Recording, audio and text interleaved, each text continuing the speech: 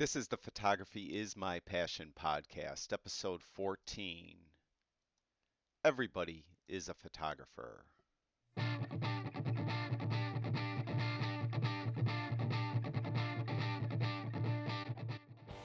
Hey guys, right when I started recording this video, I found that my wireless microphone decided not to work. So please excuse the audio for this episode.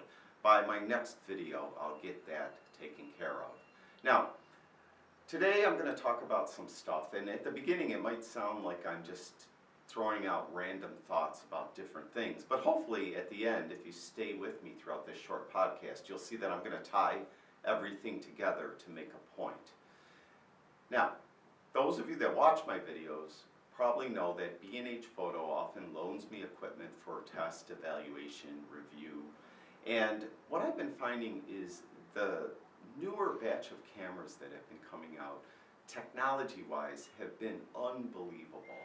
Now, right now they sent me a Nikon D500 and a Fujifilm X Pro 2, and this doesn't just hold true for these two cameras.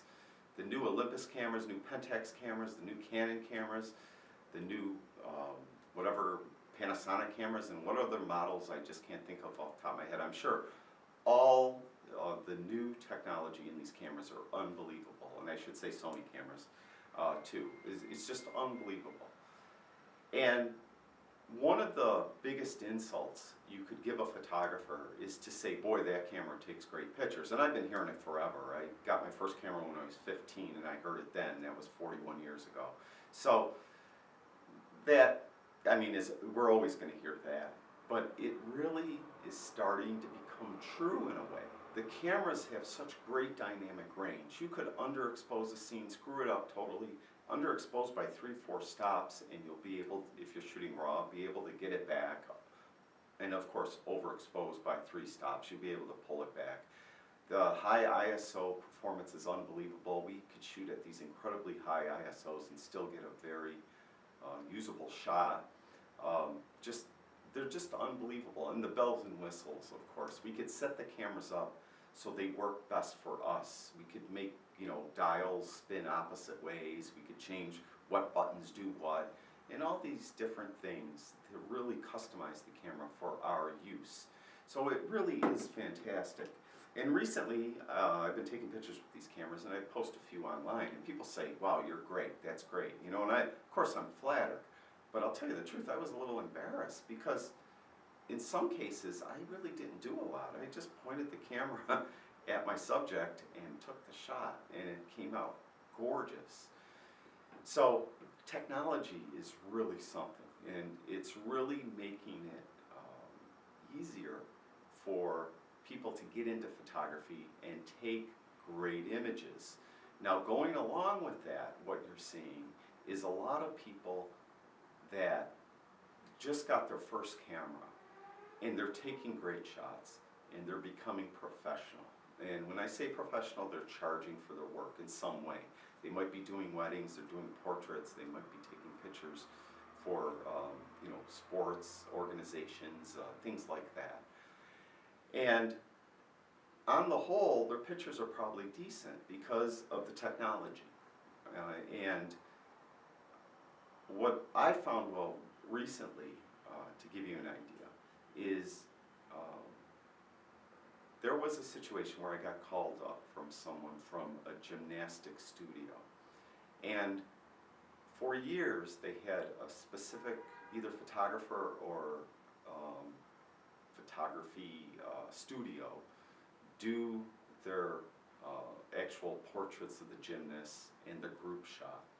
And that studio and or photographer would charge for packages, so you'd get like an 8x10, 2 5x7, some wallets and things like that. So you actually got prints, and there were different packages.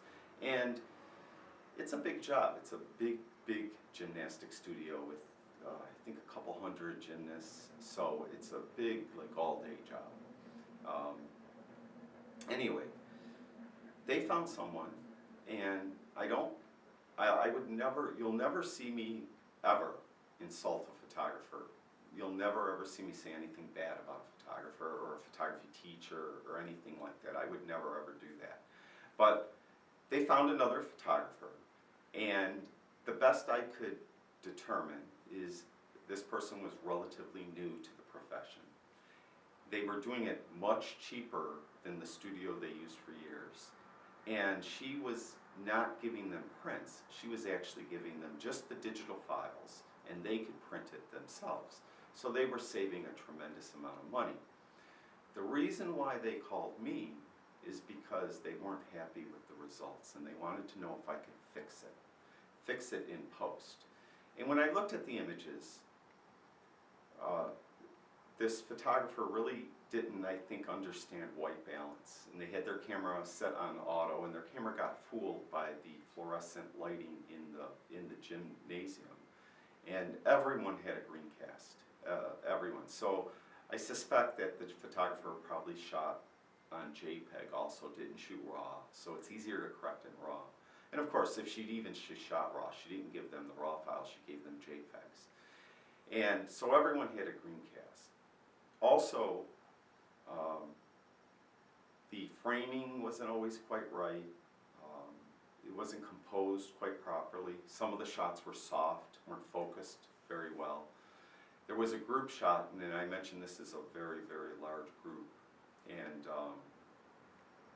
they did separate group shots by age or by whatever division they're in. I'm a little fuzzy on how they did it. But there might be 30, 40 gymnasts in one shot. And she didn't have a backdrop big enough, and most photographers don't, that's not a big deal, so to cover it up. So what the previous studio did is they photoshopped the backdrop. So they took the pictures of the gymnast with a busy background, because that's all that they had in the gymnasium is, you know, banners and stuff hanging on the walls. And then they used Photoshop to cut the girls out and put a different background behind them. So this photographer, the new photographer, attempted to do that, and it was really bad. It was really, really bad. The background, like the girls were missing part of their arm. There was a young lady missing, like really, literally missing part of her leg. So it wasn't very well done. To say that the gymnasium, were disappointed is beside the point. They knew they made the mistake, and they should have paid the extra bucks and went with the firm they used forever, the photographer they used for years, and knew what they were going to get as a quality product. So what's happening is, because the technology is so advanced and so great, people are becoming pro before they're quite ready. And they're biting off a little bit more than they can chew. And there was another example, totally unrelated to the gymnasts. I read on somewhere, I'll just say somewhere, this photographer said that they had a client that asked them if they could take some shots in front of a green screen and do that fancy Photoshop stuff and put great things in the background behind them. And this photographer posted to this forum saying, well, I told him I could do it, and I'm shooting next week, and I figured it's time I learned Photoshop. And I thought, oh my God, do you know what you're getting into here? And I just felt for the person, they were kind of naive to get into that in that way. You really can't learn Photoshop in a week well. You could learn it in a week, but you're not going to do very well at it. You're going to be like that photographer with the gymnasts. You're going to be cutting off arms and legs and things like that. And some people were I thought actually people would blast them in this forum, but actually people were very kind and tried to explain to them, and to explain, you don't really want to use a green screen with still photography because it tends to reflect green light on your subject. You prefer to use a gray background. And they would explain some technical things to this person. And that got me thinking a little bit that, yes, the technology is awesome. And for someone who's really experienced, it really is an aid. You really could get more keepers. Focus tracking on these cameras is unbelievable. I'm shooting wildlife, and I'm tracking birds flying across the sky, and I'm not losing focus, it's holding focus, it's like unbelievable. I have so many keepers now because of the technology. But what happens now is we have a flood of new photographers competing for jobs. And quite frankly, many of them aren't ready yet. And it's really kind of disappointing as someone who really, like me, someone who really values the profession and the professionalism that photographers should exude. And to me, that's very disappointing when you come in and you kind of give a bad name to a lot of photographers, or all photographers, if you can't handle the job because you're just not experienced enough, or you weren't studious enough to study specific things. So, yes, the technology is awesome. It's great. But there's other things beside the technology that really matter. And I'm going to talk about those. I've got it kind of whittled down to 3 things. The first thing, the cameras themselves. There's many times I see photographers, they don't really know the settings, they don't understand the settings of their camera. So you really have to get the owner's manual, and you have to learn these cameras inside and out. You have to know what every menu function means and what it does, and what the difference is if you have something set on or something off, how to use it, how to quickly change settings, and things like that. So you must learn the camera, very important. Too many times now I've seen, been out and I'll say, why don't you try, adding 1 stop of exposure compensation, and people don't even know what that is. And then if they do know what it is, they don't know how to set it on their camera. So you really learn the camera inside and out. Secondly is basic composition, and this kind of bugs me, this one bugs me. It's kind of vogue nowadays to say, well, because they're called colloquially rules of composition. And people say, well, rules were made to be broken. And really, that's just lazy. That means you don't want to learn it. You have to learn basic rules of composition all the way to advanced rules of composition. And there's a reason why when these certain types of scenes are before us, you could frame it in such a way where you're taking advantage of these so-called rules of composition, and it makes the scene more compelling. And this goes way back to the ancient Greeks, who mathematicians discovered the golden ratio.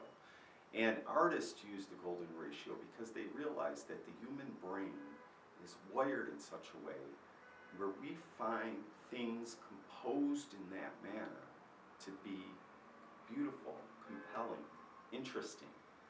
And that has held true till today, that these certain compositional rules appeal to humans. And if you think about it, like, why do we think a flower is beautiful but a weed is ugly? It's the way our brain is wired. And maybe it has something to do with our cultural upbringing also, but it doesn't matter. It's just the way we are. And these rules of composition work. And you should learn from the basics, the rule of thirds and framing and leading lines and converging lines and things like that, to advance things, more advanced things like visual weighting, contrasting colors. And to go along with rules of composition, you really have to learn about light and the quality of light, and how certain types of light benefit one scene and other types of light might benefit a different scene. And this even goes back to the days of Rembrandt. You heard of Rembrandt lighting. The painters from his era really were studying light, and they learned how light affects a person's features and a scene in general. And they really used light and different qualities of light in their painting. And then the Romantic painters 100 years later brought it even further. So you have to learn light and the qualities of light and how light works. So that goes hand in hand with composition, in my opinion. So that's number 2. Really, really study and learn the rules of composition. Once you know them, then you could break them because you know why you're breaking them. You don't just break them because you're lazy and you didn't learn them. You're breaking them for a specific reason, and really that's the bottom line. So that's number 2. Number 3, it's vogue nowadays to really poo-poo Photoshop or even Lightroom or programs like Photoshop and Lightroom. And people don't understand, when there was film back in the day, most of the magic was done in the darkroom. It was nothing to press the shutter. And Ansel Adams has been quoted as saying that most of the, I think he said 90% of what he does for his images is in the darkroom. And that wasn't just him, that held true for all those great film photographers. It was the darkroom where they really made a difference. It's no different today, except we're using a digital darkroom. We're using Lightroom, we're using Photoshop. And to be a working professional today, you really have to know how to use a program like Lightroom or Lightroom itself, something that will really process a raw image and make it into something very compelling. Also, you should learn Photoshop, something that works with layers and layer masks and blending modes, so that you could do things and manipulate the image to fit your client's needs. For example, in that, for the gymnast, when you have this large group and you don't have a backdrop large enough, you have to do something to get rid of all that busy banners and trophies and all that stuff behind them. And you have to use Photoshop, and you have to be, competent at it to do it properly. Guys who, the photographer who told his client that he could do the fancy stuff with the green screen, you have to know how to do these things. You just can't say you can do it and then learn it in a week. You're not going to be good enough. It's just the bottom line. So you really have to embrace Photoshop and Lightroom, or a program like Photoshop and Lightroom. And you have to understand how essential it is to your photography. Now, I've been speaking more on the angle of being a professional, but this goes to even the enthusiast. People enjoy taking pictures, and they enjoy sharing them, even if you're not a professional. You should learn your camera inside and out. You should learn the basic rules and advanced rules of composition, and you should learn about post-processing and how you can best utilize all these things to improve your photography. So the bottom line is, yes, the technology is amazing, and yes, you could really make a mistake and still come out with a great image because of the technology. But there's more to it than that, and you really can't be lazy about it. You got to do those 3 things I said, and you really will become a great photographer if you embrace everything I talked about and do the best you can. So that's it for this episode. Again, I apologize for the audio. I'll get that fixed by my next video. I'll talk to you guys soon.